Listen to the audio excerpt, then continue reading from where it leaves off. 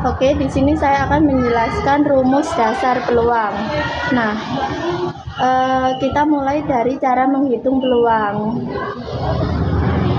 Rumus dasar peluang. Peluang suatu kejadian C itu disimbolkan dengan P, C itu diperoleh dengan cara P, C sama dengan NC per NS. Nah, NC ini adalah jumlah hasil yang kita inginkan atau banyaknya anggota himpunan kejadian C. Nah, contohnya, kalau kita mau melempar dadu dan berharap muncul angka genap 2,4 dan 6, maka NC-nya itu sama dengan 3. Nah, di NS ini adalah jumlah semua hasil yang mungkin terjadi atau banyaknya anggota himpunan ruang sampel. Contohnya pada pelemparan dadu, semua hasil yang mungkin adalah 1, 2, 3, 4, 5, 6. Jadi NS-nya sama dengan 6.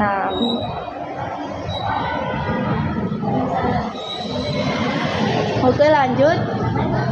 Definisi 1.1 ini ada sifat-sifat peluang.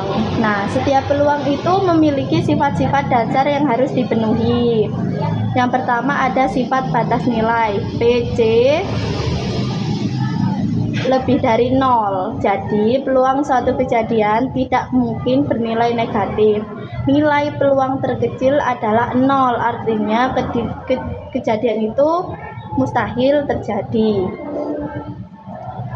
Yang kedua ada sifat peluang pasti. Di sini ada PS sama dengan 1. Nah, peluang semua hasil yang mungkin terjadi ruang sampel S adalah 1. Artinya pasti akan terjadi kesalahan. Sifat peluang pasti PS sama dengan 1. Peluang semua hasil yang mungkin terjadi ruang sampel S adalah 1. Artinya pasti akan terjadi salah satu hasil dalam percobaan tersebut. Sifat penjumlahan. Di sini ada P, C1 gabungan C2 gabungan titik-titik sama dengan PC1 tambah PC2. Nah, syaratnya adalah C1 dan C2 merupakan kejadian-kejadian saling asing atau saling lepas. Artinya, jika kita ingin menghitung peluang terjadinya kejadian C1 atau C2 dan kedua kejadian itu tidak mungkin terjadi bersamaan, kita cukup menjumlahkan peluang masing-masing kejadian. Oke, di sini ada contoh soal ya. Contoh soal dari 1.4. Di sini ada misal 3 koin dilempar sekali. C1 adalah kejadian muncul 2 angka. C2 adalah kejadian muncul paling banyak 2 gambar. Tentukan PC1 dan PC2. Peluangnya ya. Nah, untuk menentukan ruang sampel NS ini melempar 3 koin itu menghasilkan 8 kemungkinan. Nah, ini pernah kita pelajari waktu semester pertama yang saya tulis di sini ya teman-teman, di sebelah sini. Nah, ini kan setelah kita hitung semua ini NS-nya ada 8 seperti itu. Oke. Kita menghitung peluang PC1. Nah, peluang PC1 ini, C1 itu kan muncul 2 angka. Kita cari hasil yang mempunyai tepat 2. Nah, di sini ada, saya tulis di sini, C1 sama dengan AAG, AGA, GGA. Jadi, banyaknya NC1 itu sama dengan 3. Jadi, saya tulis di sini, PC1 ini rumusnya dan sama dengan 3/8. Oke, yang selanjutnya kita menghitung peluang PC2. Nah, C2 ini adalah muncul paling banyak 2 gambar, artinya boleh 0 gambar, 1 gambar, atau 2 gambar. 0 gambar itu sama dengan AA, 1 gambar sama dengan AAG, AGA, GAA, 2 gambar, AGG, GAG, GGA. Nah, hasil yang tidak termasuk hanya yang 3 gambar, yaitu GGG, Nah, jadi banyaknya hasil NC2 itu sama dengan 7. Seperti itu. Saya tulis di sini. Mengenal konsep inti peluang maksimal. Jadi, peluang itu seperti kue utuh dalam matematika.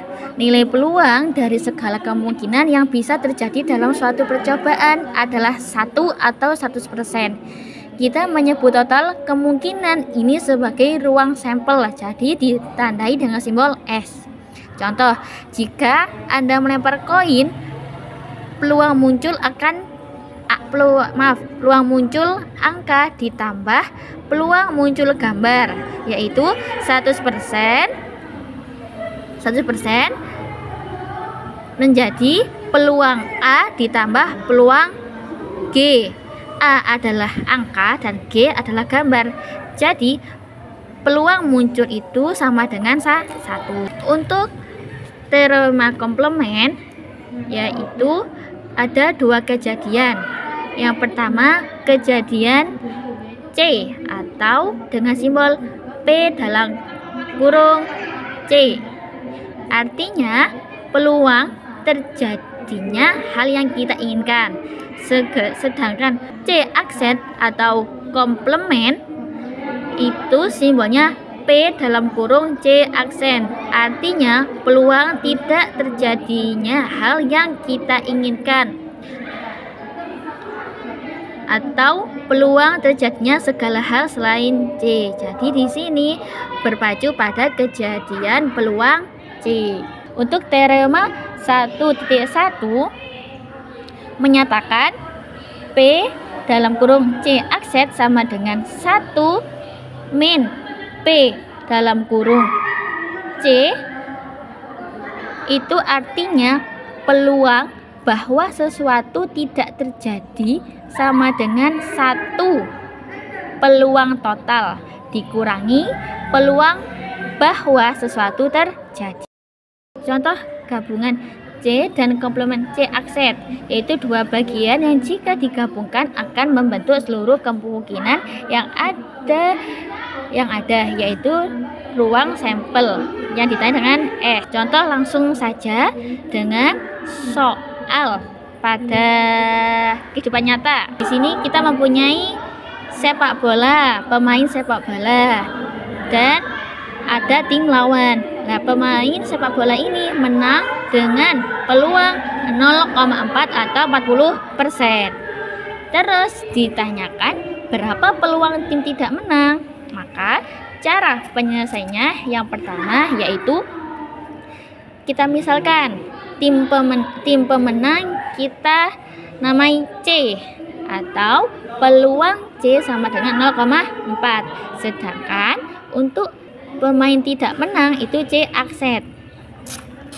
Jadi caranya yang pertama kita masukkan rumusnya kayak tadi, P dalam kurung C aksen sama dengan 1 dikurangi peluang C. Peluang C ini adalah tim pemenang. Kita masukkan 1 dikurangi peluang pemenangnya berapa tadi? 0,4. Maka 1 dikurangi 0,4 sama dengan 0,6. Di peluang tim tidak menang yaitu 0,6. Untuk teorema 1.2 yaitu peluang kejadian yang mustahil, yaitu peluang dari himpunan kosong. Himpunan kosong yaitu 0, angka 0 yang ada dalam kurung yang dicoret. Maka peluang tersebut tidak mempunyai. Jadi dinilai dengan 0 karena dia mustahil. Jika himpunan kosong adalah jika 0 yang dicoret adalah himpunan kosong, maka kejadian yang mustahil terjadi dalam ruang sampel. Maka peluangnya adalah peluang himpunan kosong sama dengan 0. Jadi dia tidak bernilai. Bahwa lambang angka 0 yang dicoret melambangkan kejadian tidak mungkin terjadi atau mustahil. Oleh karena itu, peluangnya dinyatakan dengan 0. Untuk ruang sampel, semua himpunan, semua kemungkinan hasil dari suatu percobaan. himpunan kosong himpunan kosong tidak memiliki anggota, artinya tidak ada hasil yang termasuk dalam kejadian ini. Logikanya, jika suatu kejadian tidak mungkin jadi, maka peluangnya 0, jadi tidak ada peluang sama sekali. Contoh, dalam pelemparan dadu standar mempunyai ruang sampel 1, 2, 3, 4, 5, 6. Kejadian mendapatkan angka 7 adalah 0. Kenapa kok 0? Karena di dalam sebuah dadu tadi tidak ada angka atau tanda 7, maka peluangnya adalah 0. Teorema peluang kejadian mustahil atau peluang himpunan kosong ini menyatakan secara formal bahwa kejadian yang mustahil memiliki peluang 0. Aturan dasarnya yaitu aksioma atau teorema turunan aksioma dalam perhitungan probabilitas. Oke, lanjut pada teorema 1.3. Pada teorema 1.3 itu berbunyi kejadian 1 itu himpunan bagian dari kejadian 2. Maka rumusnya yaitu peluang kejadian 1 itu lebih sedikit daripada peluang kejadian 2. Tadi soalnya sudah dijelaskan oleh Kak Bella bahwasanya kalau peluang kejadian 1 itu 3/8 dan peluang kejadian 2 itu 7/8, maka pada teorema 1.3 itu peluang kejadian 1 itu lebih kecil daripada peluang kejadian 2. Lanjut pada teorema 1.4. Pada teorema 1.4 untuk sebarang kejadian C itu berlaku 0 kurang dari peluang kejadian C kurang dari 1. Jadi maksudnya yaitu peluang suatu kejadian itu harus berada dalam rentang antara 0 dan 1. Karena itu merepresentasikan kemungkinan kejadian tersebut terjadi dalam skala yang logis dan masuk akal. Lanjut pada teorema 1.5. Pada teorema 1.5 itu mencari peluang kejadian 1 gabungan peluang kejadian 2. Nah, itu sudah ada rumusnya, yaitu peluang kejadian 1 ditambah peluang kejadian 2 dikurangi peluang kejadian 1 irisan peluang kejadian 2. Langsung contoh soal saja, itu sudah ada soalnya. Tentukan peluang kejadian 1 gabungan peluang kejadian 2. Kejadian 1 kan sudah diketahui pada soal yang di Kak Bella. Kalau bahwasanya peluang kejadian 1 itu 3/8, peluang kejadian 2 itu 7/8. Maka kita sekarang mencari peluang kejadian 1 gabungan peluang kejadian 2. Penyelesaiannya yaitu ditulis dulu rumusnya. Peluang kejadian 1 gabungan peluang kejadian 2 itu sama dengan peluang kejadian 1 ditambah peluang kejadian 2 dikurangi peluang kejadian 1 irisan peluang kejadian 2. Sebelum dimasukkan ke rumus, diperhatikan bahwasanya kejadian 1 irisan dari kejadian 2 itu sama dengan 3/8. Mengapa demikian? Karena kejadian 1 irisan kejadian 2 itu elemen-elemen yang ada pada kejadian 1 itu ada di kejadian 2. Nah, yang kejadian 1 itu kan angka-angka gambar, kemudian angka gambar angka, kemudian gambar angka-angka. Nah, itu kan elemen yang ada di kejadian 2. Jadi, kejadian 1 irisan dari kejadian 2 itu sama dengan 3/8. Kemudian, kan sudah diketahui kan irisan kejadian 1 irisan kejadian 2 itu sama dengan 3/8, maka kita langsung memasukkan peluang kejadian 1 itu kan 3/8 ditambah peluang kejadian 2 yaitu 7/8, kemudian dikurangi peluang kejadian 1 irisan kejadian 2 dikurangi 3/8, maka sama dengan 7/8. Oke, selanjutnya di sini saya akan menjelaskan tentang teorema 1.6. Nah, untuk seberang kejadian C1 dan C2 itu berlaku dengan rumus peluang C1 gabungan dari C2 kurang lebih sama dengan peluang C1 ditambah peluang C2. Nah, untuk penjelasannya itu teorema ini menjelaskan bahwa probabilitas atau kemungkinan terjadinya salah satu dari dua kejadian, misalnya kejadian C1 atau kejadian C2, tidak akan pernah lebih besar dari jumlah probabilitas masing-masing kejadian itu sendiri. Nah, berdasarkan teorema 1.5 yang ada di soalnya Kak Anissa tadi, itu dijelaskan bahwa peluang C1 gabungan dari C2 itu sama dengan peluang C1 ditambah peluang C2 dikurangi peluang C1 irisan dari C2. Nah, untuk C1 sama C2 itu dari mana? Ya dari soal yang Kak Bella jelaskan tadi. Selanjutnya, untuk definisi 1.1 diperoleh bahwa peluang C1 irisan dari C2 itu lebih dari sama dengan 0. Kenapa lebih dari sama dengan 0? Ya karena lebih dari sama dengan 0 itu tidak boleh negatif. Dan peluang C1 irisan dari C2 itu adalah probabilitas kedua kejadian. Nah, untuk tadi kan kenapa sih kalau lebih dari sama dengan 0 itu ya karena harus positif, guys. Tahu nggak sih yang tadi itu kan ada apa itu? Yang pertama itu kan syaratnya itu peluang A itu harus positif. Sedangkan kalau peluang S atau peluang sampel itu harus sama dengan 1. Tidak boleh melebihi 1 kayak gitu. Nah, untuk selanjutnya itu setelah definisi 1.1 itu sehingga peluang C1 ditambah peluang C2 dikurangi peluang C1 apa itu irisan C2 kurang lebih sama dengan peluang C1 ditambah peluang C2, kayak seperti itu. Rumus ini tuh menjumlahkan. Kenapa sih kok dijumlahkan? Ya karena harus digabungkan biar nggak saling asing. Nah, karena probabilitas irisan peluang C1 irisan dengan C2 itu tidak pernah negatif. Peluang C1 irisan dari C2 itu lebih dari sama dengan 0. Maka ketika kita mengurangi dari sisi kiri, nilainya itu pasti akan menjadi sama dengan sisi yang kanan, seperti itu. Maksudnya itu lebih kecil dari sisi yang kanan, kayak gitu. Untuk baris yang kedua, diperoleh bahwa peluang C1 gabungan dari C2 kurang lebih sama dengan peluang C1 ditambah peluang C2.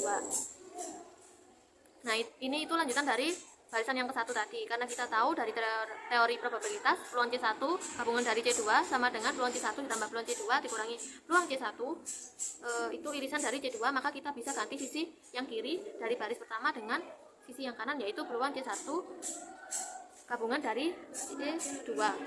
Selanjutnya itu saya akan menjelaskan tentang teorema 1.7. Nah, untuk seberang kejadian C1, C2 dan juga C3 itu berlaku ada 3 kejadian, bukan 2 kejadian ya, kan ada C1, C2 dan juga C3, otomatis kan 3. Nah, rumusnya itu P atau peluang C1 irisan dari C2 irisan juga dari C3 sama dengan peluang C1 ditambah peluang C2 dan juga ditambah peluang C3. Kenapa kok ditambah? Karena kita harus menggabungkan untuk menjadi 2 kejadian, maksudnya itu disederhanakan. Nah, selanjutnya dikurangi peluang atau P C1 irisan dari C2 dikurangi peluang atau P C1 irisan dari C2 dikurangi peluang C2 irisan dari C3 dan ditambah lagi dengan peluang C1 irisan dari C2 dan juga irisan dari C3. Nah, di situ tuh bisa pakai rumus diseumpamakan C1 itu A dan C2 itu B dan juga C3 itu C. Nah, berarti B A gabungan dari B gabungan dari C itu sama dengan peluang A ditambah peluang B ditambah peluang C dikurangi peluang A irisan peluang B dikurangi peluang A irisan dari peluang B. Irisan dari peluang C dikurangi peluang A itu gabungan dari peluang C ditambah peluang A irisan dari peluang B dan juga peluang C. Perhatikan bahwa peluang C1 irisan dari C2 irisan juga dari C3 sama dengan peluang C1 gabungan dari C2 dan juga gabungan dari C3. Nah, untuk C1 itu kita bedah kan rumus ini langkah demi langkah. Langkah pertama itu jumlahkan semua probabilitas individu, yaitu peluang C1 ditambah peluang C2 dan juga peluang C3.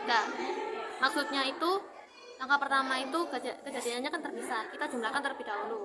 Dan yang kedua itu kita gabungkan. Untuk membuktikan rumus probabilitas itu gabungan dari 3 kejadian, yaitu C1, C2 dan juga C3.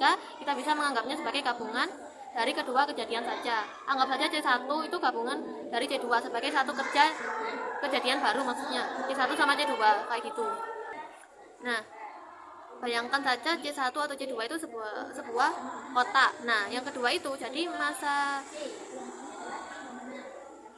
jadi sekarang adalah menghitung kotak ini agar bisa digabungkan. Caranya gimana? Ya, caranya dengan menganggapnya C1 atau gabungan dari C2 itu sebagai satu kejadian. Kita bisa menganggapnya rumus yang sudah ada untuk dua kejadian. Peluang A gabungan dari peluang B sama dengan peluang A ditambah peluang B dikurangi peluang A irisan dari peluang B. Nah, di sini A itu adalah kotak. Semuanya A itu adalah kotak. Dan C1 dan juga C2 itu sebagai A dan B adalah C3. Jadi langkah pertama itu untuk memecahkan masalah ini yang rumit itu atau dengan 3 kejadian itu dengan menyederhanakan menjadi 2 kejadian saja, sehingga rumus yang diketahui itu tadi kan PA ditambah PB dikurangi PA gabungan dan irisan dari PB kayak gitu.